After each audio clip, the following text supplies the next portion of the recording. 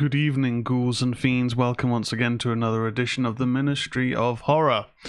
I'm your host, Tezz, and we're not doing the usual preamble. We're getting straight into the episode. I'm going to try and keep things more bite-sized. I do need to record a separate review for a film which has an embargo until early June, so I need to record that while the film's fresh in my head, but obviously put it to one side until the embargo is lifted. But outside of that, not too much to say. Busy, everything's busy. Stress, life, stress, pain, busy. What's new? Hey, what's new? It wouldn't be life without constant stress. But we are not here to talk about life stresses. We are here to talk horror. We're here to talk about the latest in the world of horror news. We have reviews of the Shudder release, The Surrender, along with also, I finally got around to going to the cinema and seeing Final Destination Bloodlines. And after that, in our featured presentation, we're going to be taking a little look at, I guess, my top 5 kills in the series.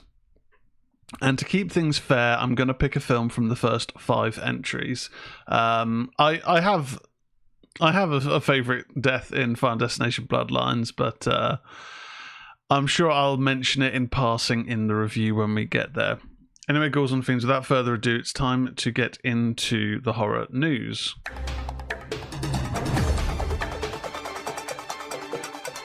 This is the news.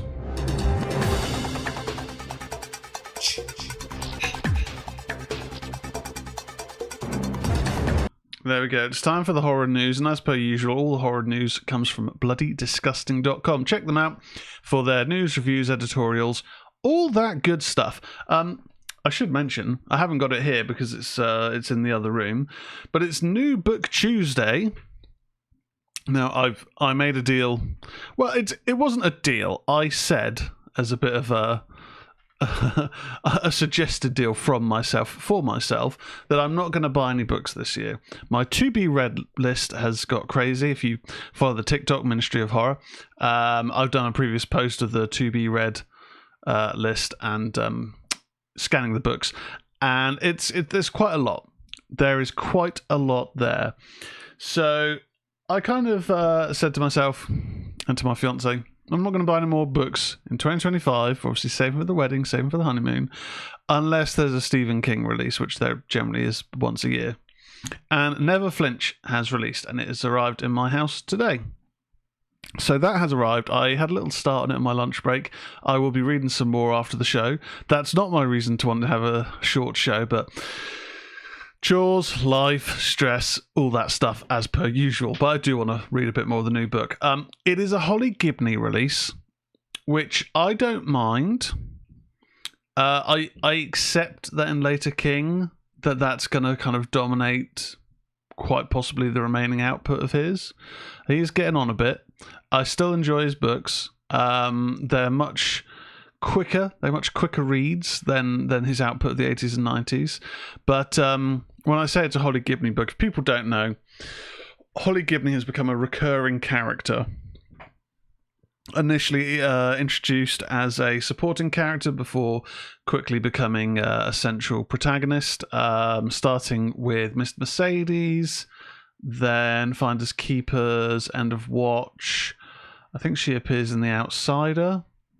And then also a short story called, I think it's from The Bazaar of Bad Dreams. I can't remember the exact short story title, which was a bit of a sequel to The Outsider. Oh God, she might have done another. There might have been another Holly Gibney book, but I know that after that there is the book Holly, and now we have reached Never Flinch. I don't mind the character, but part of me does always want a bit of a return to the horror aspect of his writing. I think the last horror book, like novel of his, without looking through the list, which I don't have one to hand, would probably be Revival. That does go pretty out there in the finale. That's probably one of the standout finales of his. But I'm looking forward to reading it. I quite enjoyed Holly. I haven't disliked any of his modern books. And even like the older style. I think the only book of his that I started reading and then didn't finish was probably Eyes of the Dragon, because I'm not a huge fantasy novel fan. I am currently, alongside starting to read Never Flinch, I have finally got around to trying some fantasy novels with Mistborn Book 1 by Brandon Sanderson. Gonna give it a go. I hear in terms of modern fantasy, he is one of the go-tos of being a little bit more accessible than some of the more out there ones. Anyway, I am rambling, which is what I did not want to do. So, ByDiscussing.com, we're going to start off with Friday, the 23rd, so a couple of days late, releases. 6 new horror films released last week from John Squires. So, Philip Vargas makes his feature directorial debut with the horror movie Rosario, which was released in theatres early this month. The film debuted at home this week. You can rent Rosario on digital for $19.99 or purchase it for $24.99. Alan Trezza wrote the film, which explores the weight of generational secrets and the price we pay for the dreams we inherit. Emerade Turbia and David Dastmalchian star. Wall Street stockbroker Rosario returns to her grandmother's apartment after her sudden death. While sorting through her grandmother's belongings, Rosario uncovers a horrifying secret, a hidden chamber filled with occult artifacts tied to dark generational rituals. As supernatural occurrences plague her, Rosario must confront her family's buried secrets and face the truth about the sacrifices and choices they made. Paul Van Victor, Jose Zuniga, Diane Lean, Emilia Faucher, and Guillermo Garcia round out the horror movie's cast. Shot on location in Bogota, Colombia, and New York City, Rosario is produced by Silk Mass's John Silk and Mucho Mass's Javier Chapa and Philip Braun. I'm familiar with David Dastmalchian, Late Night with the Devil. I like his work. Generational horror is... It's one of those topics in horror that does feature quite a lot, but doesn't really get the spotlight that particular subgenres do, you know, in terms of like possession horror, vampire horror, etc. But generational horror is it's something which has always sort of lingered there, but hasn't necessarily had that spotlight focused on it. So interested. I'm not going to pay $20 for it, but interested. Next up, Judgment Has a Name, Mauler. The religious slasher is now available on VOD. In Mauler, desperate for cash, 5 friends sign up for a $25,000 dark web contest inside a haunted murder house. But when they face off against a 7-foot-tall religious maniac with a sledgehammer, it's no longer about the money. It's a fight for survival. Terence Burney Hines wrote and directed, who did The Secret Life of Walter Mitty. Not a film I've seen. Doesn't strike me as a horror film. Kate Noel, Skylar Perdomo, Sebastian Betancourt, Sarah Silverson, Jaden Stith, Tanya Chopeau, and Breck Cuddy star in the new indie slasher movie. I'm interested. The idea of using the dark web for horror is, I mean, it's easy pickings, and that, I'm not saying that in a negative. But in terms of, you know, putting characters in situations that are probably going to be quite nasty, you can't go wrong with really setting up like someone going down the dark web route. I think there's plenty that they can do with that. I've had a quick look. It's not currently available on Prime, which would be my, I guess, go-to for renting and whatnot. But a 7-foot murderer, religious maniac with a sledgehammer. I mean, sledgehammer kills are just... They're the sort where you have to kind of look away. It will always remind me of the hobbling scene from Misery. I'm sure there's been sledgehammer kills that I've seen in films, and it's just brutal. So if that's your thing, Mauler may be for you. Now, I didn't get time to watch this today, but because of work. But next up is based on the same titled book by R.L. Stine. Teen slasher Fear Street Prom Queen, the 4th installment in the streaming franchise, is now available on Netflix. In the 80s set slasher movie, welcome back to Shadyside. In this next installment of the blood-soaked Fear Street franchise, prom season at Shadyside High is underway, and the school's wolf pack of it girls is busy with its usual sweet and vicious campaigns for the crown. But when a gutsy outsider is unexpectedly nominated to the court, and the other girls start mysteriously disappearing, the class of 88 is suddenly in for one hell of a prom night. Ella Rubin, India Fowler, Susanna Son, Fina Straza, Chris Klein, David Iacono, Ariana Greenblatt, Lily Taylor, and Catherine Waterston star. Matt Palmer directs from a script he co-wrote with Donald McCleary. Hearing mixed things on this one. I will give it a watch because Prime has been kind of crap for horror and for a little while, really. You'll get the odd older classic on there, but in terms of newer output, it's been there haven't really been exclusives on there for a while, which is a real shame. I have seen the first two Fear Street films. I thought the second one was better than the first. The first was okay. It had some good kills, but I think for me, maybe they need a rewatch. I thought they're both decent but quite forgettable, and I never got around to watching the third film. I think I was put off by the fact the third film was a period piece, and Jesus Christ, it's crazy windy outside. For whatever reason, period pieces set like in the 1800s, 1600s. I don't know why, but I just kind of go. I don't know if it's not a case if I dislike history, but I've just never been that interested when a film is set kind of, outside of, at most, like, let's say the 50s, 60s. It's weird. I imagine if I watched it, I'd probably enjoy it, but it's just one of those things where my brain sort of goes, not interested in that setting. Don't know why. Next, 1 month after the film arrived in theaters, David F. Sandberg's big screen adaptation of the video game Until Dawn has been released on digital at home by Sony this morning. You can rent Until Dawn on digital now for $19.99 and purchase the film for $24.99. From director David S. Sandberg and writer Gary Doberman, Until Dawn made just under $50 million at the box office. 1 year after her sister Melanie mysteriously disappeared, Clover and her friends head into the remote valley where she vanished in search of answers. Exploring an abandoned visitor centre, they find themselves stalked by a masked killer and horrifically murdered one by one, only to wake up and find themselves back at the beginning of the same evening. Trapped in the valley, they're forced to relive the nightmare again and again, only each time the killer threat is different, each more terrifying than the last. Hope dwindling, the group soon realises they have a limited number of deaths left, and the only way to escape is to survive until dawn.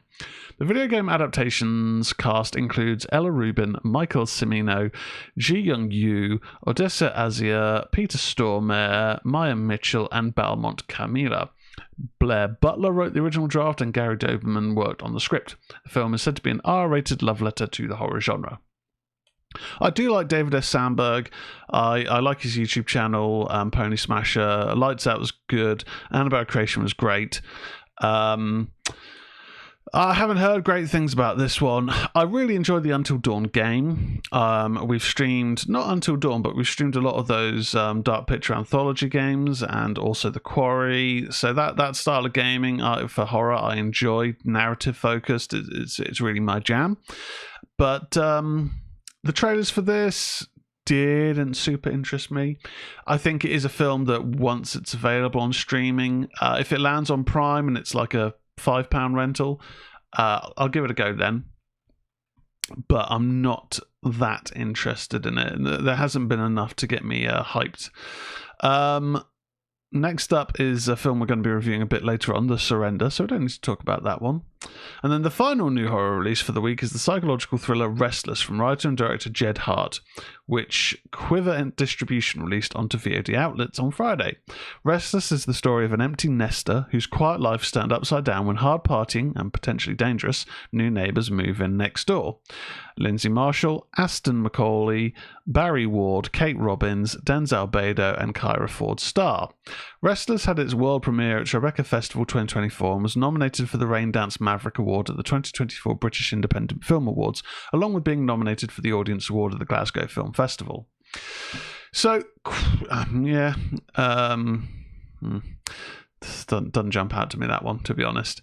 We've got a couple more news bits before we get into the review. See, I'm keeping this streamlined. This one's interesting. The Creep. Shudder picks up remake of 2004 movie starring Franca Potente. Over 20 years after the release of 2004's subterranean horror film Creep, this is a John Squires write-up, I should say, director Christopher Smith, who, it's a film of his that I've been able to watch recently, which the review will be coming in a couple of weeks, Christopher Smith is headed back underground for a remake of his own movie. It's titled The Creep, and Deadline reports this morning that Shudder has picked up the film for US release. Jasmine Jobson stars in Christopher Smith's remake as Chloe, a struggling artist forced to return to her criminal past. Deadline details Andy Nyman is Dave, a captive who is well versed in Creep's nefarious behaviour. UK rapper H also joins the cast in his acting debut as Nata G, a famous rapper with a sharp wit and natural survival instincts. Deadline further details, set in London's iconic shadowy underground, the malevolent figure of Creep unleashes fresh terror on unsuspecting tube passengers and Londoners. Filming kicks off this fall with a planned 2026 release. Franca Potente starred in Smith's Creep back in 2004, set in a London subway station.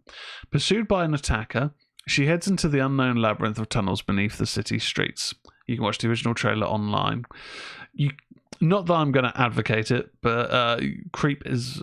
you may, if you were so inclined to search on YouTube, you may be able to watch the entire film. Not that you should. You should own a copy or watch it on a proper streaming platform. But Creep is decent. It's quite a nasty film. Obviously, we're talking horror, but there's horror where it's like, oh, it's tense, oh, jump scares, oh, it's foreboding, and then there's horror where you're just like, oh, fucking hell, this is I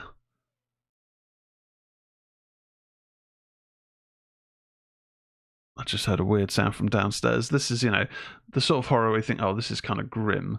I'm just going to quickly check the dog cameras. I'm aware that this is a recording, not a stream, so I could just edit this out, but it took me by surprise a bit. They want their dinner, which they don't have for another half an hour, so they can wait. Impatient little poochies. Yeah, it's a good dark horror. It's got a bit of an infamous scene with stirrups and a nasty looking approach to a pregnant woman is all I'll say. It's just quite nasty, and some of the kills in it, especially that one, are just quite horrible, but it's tense, it's quite freaky. It's got a good finale. You could say that maybe they're looking at doing this remake, or maybe the director's doing this remake to create it into a franchise. Because, spoiler alert for Creep from 2004, a 21-year-old film, but the eponymous Creep gets killed at the end. So it could be a way to sort of create a bit of a franchise, or create some idea of, could there be other people like this person in the tunnels? Quite possibly. It does leave it open for that, but I'm interested. I'm interested. I thought the first film, the original film, is good, but as I say, it's nasty. Next, Garden of Eden trailer promises brutal, unforgettable, creative kills. This is Alex DiVincenzo write-up. Garden of Eden will be unleashing digitally on June 20th via Gravitas Ventures, with a Blu-ray and DVD release to follow. Blood Disgusting has an exclusive first look at the gory film's trailer and poster. The press release eloquently describes the movie. Think American Horror Story if it had a kinky and debaucherous fetish-filled three-way with martyrs and hostel in a church pew. The Eden family are devout Christians who do everything they can to live the word of God and set an example of what is right and wrong. They have been very successful in business and are rich beyond their needs. In order to give back, the family throws garden parties. Each guest that is lucky enough to find a key at the party gets to have their most wished-for dream come true, but a dream for some can be a nightmare for others. Marcel Waltz directs from a script by frequent collaborator Joe Netta, taking an artistic approach to torture porn with special effects by Vincent J. Gaustini. Robert Rusler, Monique Parent, Sarah French, and Sarah Polnack stars the Eden family alongside Gigi Gustin, Sarah Nicklin, Jazz Eager, Adam Bucci, and Dizelle Yvette. I mean... That's quite a combination. American Horror Story, narratively all over the place, but some good horror in terms of the gore and how it's shot. Martyrs and Hostel, I mean, Martyrs is a one-watch film for me. It's a good film. It's just fucking heavy going. And Hostel, I do enjoy the first Hostel film. I think it's pretty good. I like the whole flip of, oh, it's a debaucherous teen comedy, and then, oh no, they're fucked. They are going to get dissected. They're in a bad situation. So, okay, bit of an interesting combination. Yeah, okay, we'll move on. And then finally in the horror news, an intimacy retreat turns violent in cottagecore from What We Do in the Shadows producer. Alex DiVincenzo writes, Sonia O'Hara will write and direct Cottagecore, one of only 12 narrative features invited to participate in the annual Tribeca Film Festival Creators Forum and Market, Deadline reports. In the psychosexual thriller, when jealousy and resentment simmer during a polyamorous Gen Z intimacy retreat, the weekend descends into violent chaos. Producers include O'Hara, Peter Falk, Corey Musa, and Michael K. Dwyer for a group of ferrets. Zach Hagen and Sabrina Munich for Pink Flamingo Films. Beck Smith of Anonymous Content will executive produce. The Ventures and UTA Independent Film Group are co-representing North American sales. O'Hara created and starred in Doomsday, earning an Emmy nomination for Outstanding Daytime Fiction Program. More recently, she helmed the supernatural thriller Mid-Century with Shane West, Stephen Lang, and Bruce Dern. The Canadian filmmaker is currently in pre-production on Theirs, a psychological thriller starring Harvey Keitel and Rita Moreno. Don't really tell us too much. Cottagecore is a interesting title. I've never heard that term before. I don't know if that is a term that has any connotations or is known, but yeah, interesting. A Gen Z intimacy retreat descending into violent chaos. Could be a hoot, could be a laugh riot. I don't know. Anyway, Ghouls and Fiends, that is it for the horror news.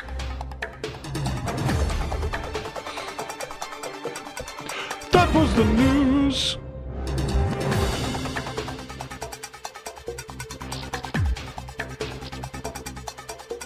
And now it's time for reviews.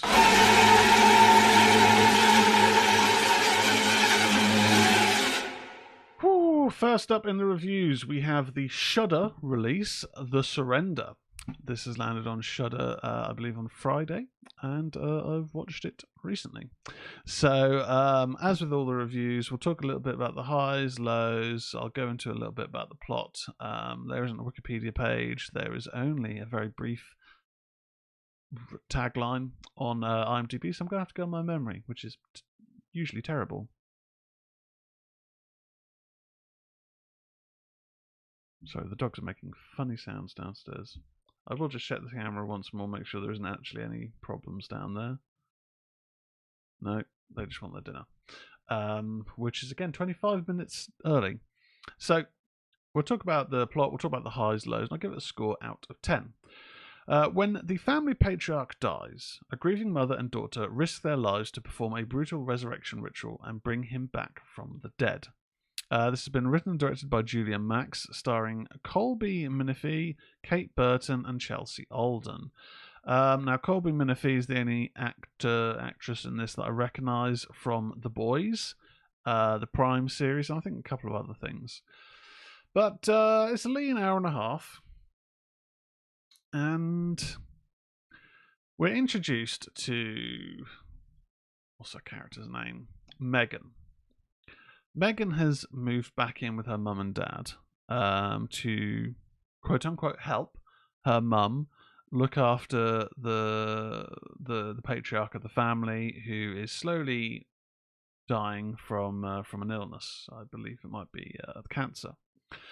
The mother is quite controlling with the medical treatment that he needs, but Megan is trying to help and wants to. She seems to have an earnest desire to help the family, but there is a little bit of a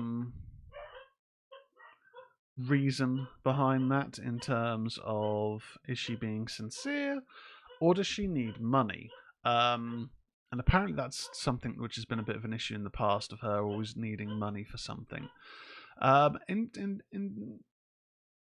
She has a work call with someone, which we don't really follow up on, about trying to get money sorted for whatever this work project is that her father, when he was in better health, had previously advised, he'd be able to aid with. But now he's fairly unresponsive, uncommunicative, and things are just not going very well. Anyway, father passes away, and it then becomes apparent that the mother has been she's been aware that this will happen sooner rather than later due to the illness, but has been looking into alternative means of help or medication for a while, whether that be spiritual medication, whether that could be, and I understand it if you're in a situation when traditional medicine isn't working, you'll be looking at alternatives to just try and find something to help or stop or reverse the process. Which then leads us into the second half of the film, which the blurb mentions about this brutal resurrection ritual to bring him back from the dead. I don't want to say too much about that because that is the final half hour, 45 minutes or so of the film. But it basically involves having to do a 3-stage surrender.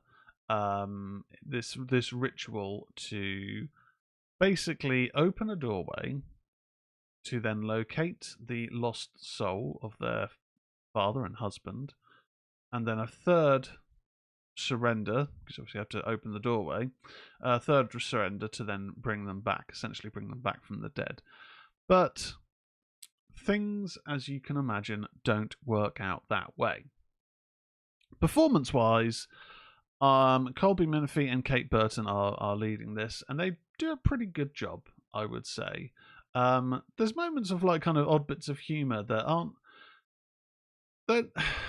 they don't distract. They're not like bad humour that puts a dampener on things or ruins the tension. But I suppose it sort of establishes their personalities and relationships a little bit earlier on. But when it starts going down the horror road, it is quite nerve-wracking. In that final half an hour, the audio mastering for some of the, I guess, effects are quite creepy in terms of the things that you can't see going on, and there's implications of a greater evil that I think do enough where you don't get to a full glimpse of what is occurring, but you've got a bit of an implication of what could be hiding out in the shadows when we're in the final third of the film. I do think we could have done a bit more leading up to this, because whilst it is an hour and a half film, it does drag a little bit early going. I think I remember at one point looking at the time remaining on the film and then thinking, I'm only 20 minutes into this. That doesn't seem right. So I think it plods along a little bit in the opening. That said, I did think the finale of it was pretty good. I liked the way that it went. And Colby Minifie as Megan did a pretty good job. I've not seen her in a dramatic horror role like this. Her role in The Boys is sort of, I mean, there's drama there. There's a bit of terror there, but it's more so sort of played for laughs. I haven't seen the last season of The Boys, but yeah, does a good job in this. So 6.5 for The Surrender, available now on Shudder. And then next in the reviews, I went to the old cinema to see the latest entry in the Final Destination series, Final Destination Bloodlines. American supernatural horror film directed by Zach Lipowski and Adam Steen, and written by Gary Busick and Laurie Evans Taylor, based on the story developed by them and John Watts. So, after the commercial success of Final Destination 5, a new film entered development described as a reimagining of the franchise. But saying that, there's been quite a gap between 5 and this 6th entry. But it's not stopped it from getting $186.7 million at the box office on a $50 million budget. The film stars Caitlin Santajuana, Theo Brians, Richard Harmon, Owen Patrick Joyner, Anna Laurie, Breck Bessinger, and probably one of the last on-screen, the last big theatrical releases, I believe, for the late Tony Todd. So we'll talk a little bit about the plot. I won't go too far into it because I don't want to do spoilers. In 1968, Iris Campbell and her fiancé Paul attend the opening ceremony of the Sky View, a high-rise restaurant tower.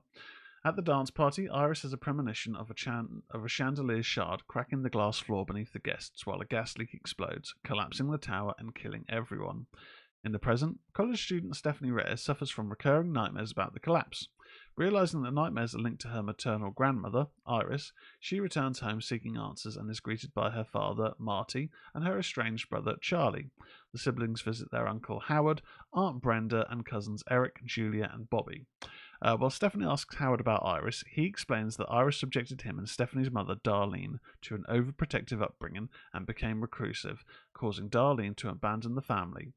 Brenda helps Stephanie find letters from Iris, leading her to a fortified cabin where Iris now lives. Okay. So you got the gist there. Opening film opens with what initially looks like a premonition, but it's more like a generational memory being passed between maternal grandmother and daughter who haven't and granddaughter who haven't met. This, I would say, is a return to form, but the Final Destination series is just one of those series that doesn't really have a particular low point. They're consistently quite entertaining. I mean, some not so much good films as others, but they're always quite inventive with the deaths, and that is really what you're going to see a Final Destination film for. You're not going to see it for standout Oscar-winning performances. You're not going to see it for not necessarily an intricately woven head scratcher of a plot. You're going to see what kind of crazy kills there are, and there's nothing wrong with that. It is a popcorn horror film, and I'm all for that. We have some brilliant deaths in this film. It does a great job of having humour in it. And if I just have a quick look at the cast, I believe it is Eric, played by Richard Harmon, is brilliant in this. Standout performance, very, very funny. One of Stephanie's cousins. They have some great moments just in terms of potentials for deaths, avoiding potential deaths. It really does that good job of having your comic foil without making things too slapstick. Tony Todd has a nice performance, giving us a reprisal of his character William John Bloodworth, while also discussing and giving a reason as to why they have appeared in numerous entries and been fairly prominent as a background individual. I always felt that they were a human representation of death, and that's sort of where it's been led to be believed. But no, we actually get some backstory in that. It's not focusing on his character, but it's a nice interwoven piece to give that character some meaning in the overall series. I would say, for me, standout death, without going too much into the details or any sort of spoilers, MRI machine. And funnily enough, I had to have an MRI on my leg at the weekend, and yeah, not very nice. So it's basically a very, very powerful magnet, and so imagine that for a horror film. You can probably get an idea of how death can use its abilities to cause a massive catastrophe with that. Very, very good stuff. I don't really have any negatives on this. I think the plot moves along at a good pace. As I say, there's good use of humour. Great, performances are all pretty good in it. Standout being Richard Harmon. Music is pretty darn good in this. It's got Eval on the soundtrack, which I can dig that. And it's quite funny, and yeah, brutal deaths. So I would go so far as to say, without rewatching all of the other entries, and I funnily enough, I watched The Final Destination last week, the fourth one. I'd never seen it before. I assumed that I had, but I did not recognise any of that film, so I don't think I'd seen it before. But I'm going to give Final Destination Bloodlines a solid 7.5 out of 10. It's not highbrow, it's not, edge of your seat, tense horror. It's popcorn horror. It's good fun. And there's nothing wrong with that. Thoroughly enjoyed it. Final Destination Bloodlines, 7.5 out of 10. Currently in cinemas. I would go and watch it if I was you, if you're a fan at all. Let's move on to our featured presentation.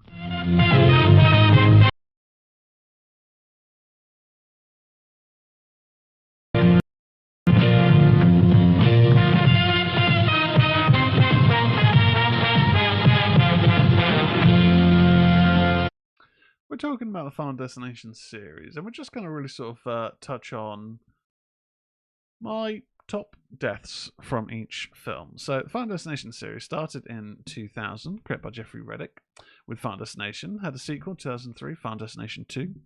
Final Destination 3 landed in 2006. The Final Destination, 2009, which is typically the 3D entry in the series.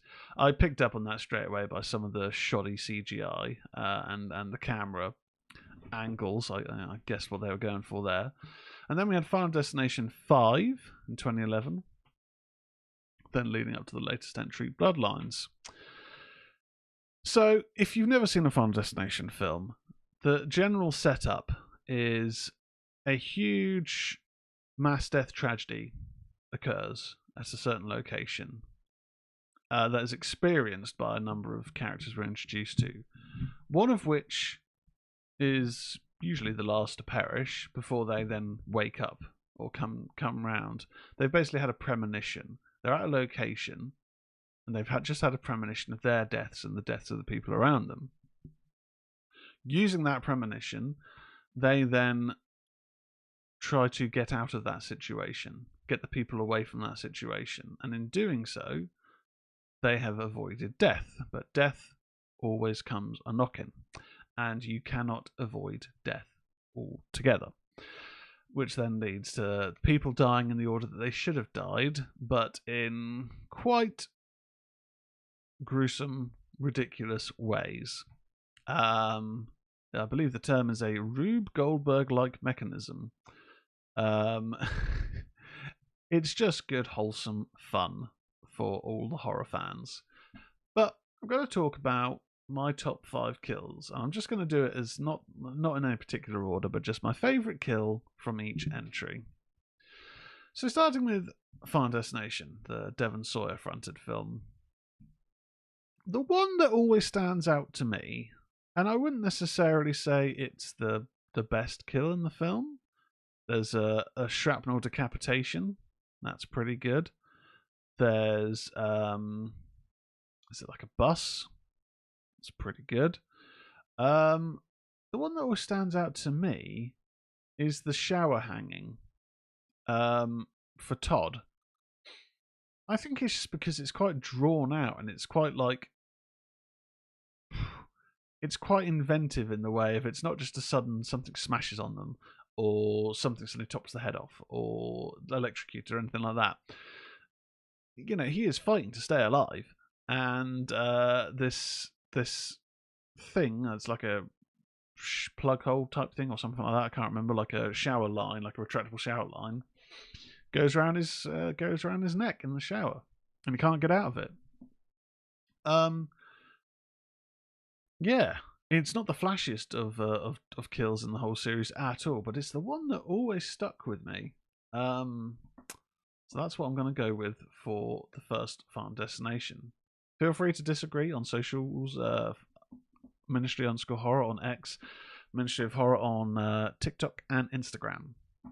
Final Destination 2, I mean, I would have to say it's got to be the opening film, the car pile up with the log truck, where the logs are coming flying off the back, smashing through windscreens. It's a film that gave everyone anxiety when driving on motorway or dual carriageway or highway if you're in America, and then ending up behind a truck carrying logs. You look at it and you straight away think Final Destination 2, as is shown on screen at the moment. There's great moments throughout this film. But my God, that's the one that sticks out to me there. Final Destination 3. I wasn't that fussed with this film. I thought it was okay. You could say the opening with the roller coaster, but I think for me it is the tanning beds, because whilst the characters are quite unlikable from memory, Ashley and Ashlyn, they get burnt to death in tanning beds that lock them in and burn them to a crisp. Like, it is horrifying. And it's one of those things where it's a situation where you could, you could get anxiety of that. You could think like, oh, if that's your sort of thing to go to a tanning bed, what would happen if it wouldn't raise up? And what would happen if the temperature started increasing and you weren't able to reduce or control it and you couldn't get out, and trying to open the door was burning your hands? That's where the films are effective, because they put you in situations where, yeah, it's ridiculous that something could be orchestrating these mishaps, but the situations that you could find yourself in your day-to-day life, and how'd you get out of that? So the Final Destination, I would probably have to say, so this is the fourth entry, the disembowelment by the pool drain. I mean, I don't think you'd ever naturally find yourself arse down on the bottom of a pool right over a pool drain. It's a situation that I remember. I read in like a Chuck Palahniuk. I think it's his book Haunt. There's a death like that, absolutely horrifying. So it does feel like they sort of lifted that death from that book. But yeah, it's a sort of situation where it's not just a case of drowning in the pool, being stuck at the bottom, and not being able to get up, but at the same time also having your entire guts being ripped out through your arse. Horrifying. But there's a few other deaths in this, like explosions. I think the only thing that knocked the film down a bit, other than the 3D, was it is quite overly reliant on the premonitions. They happen throughout the film, almost like the character has like constant foresight to avoid situations. I think, yeah, that was a little bit cheesy. But yeah, the arse being ripped out through the pool drain, horrifying. And then Final Destination 5, which I have seen, but not for a long while, I would probably say the gymnastic practice scene. There's either the gymnastic practice or the laser eye surgery. I'm pretty sure there's laser eye surgery in this one. I'd probably say laser eye surgery, actually.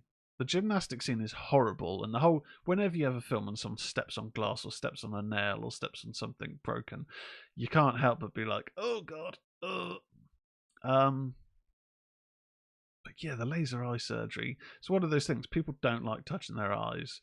A lot of people who maybe need glasses probably going to be hesitant to do contact lenses unless they've just got on with it, because the prospect of touching your eye, even though you're not doing it directly, is quite horrifying. And so something like getting laser eye surgery, well, that seems like a great option. No more glasses, no more need for contact lenses. But what if it went wrong and it burned your corneas out? Yeah, it's a terrifying situation. But if you've never seen a Final Destination film, you're in for a good time with a bit of popcorn. Always start with the first one. The first is generally the best, but if you don't have them available on streaming or own them, you fancy going to the cinema, Final Destination Bloodlines is a great way to start. You don't have to have seen the other films. The only sort of connection is the appearance of Tony Todd's character, but it doesn't allude to the events really. There's the odd comment, but there's no direct need for the correlation of the earlier entries. Check them out there. Right, Ghouls and Fiends, we have kept this lean. Be sure to follow on the Ministry of Horror on Facebook, X, TikTok, and YouTube, and Instagram, all those places. Be sure to follow me on Twitch, twitch.tv/Tezz. I do stream occasionally when time permits and life permits. We stream horror games. We also stream chill games like Lost Records, Bloom and Rage. We have a Patreon, patreon.com/Ministry of Horror. Be sure to try and support the channel there if you can. If you can't, no worries. But you can be a free member if you'd like to build up our presence on the platform. It all helps the wedding pot ultimately. And yeah, take care. I hope you enjoyed the show, and I will catch you next time. Goodbye.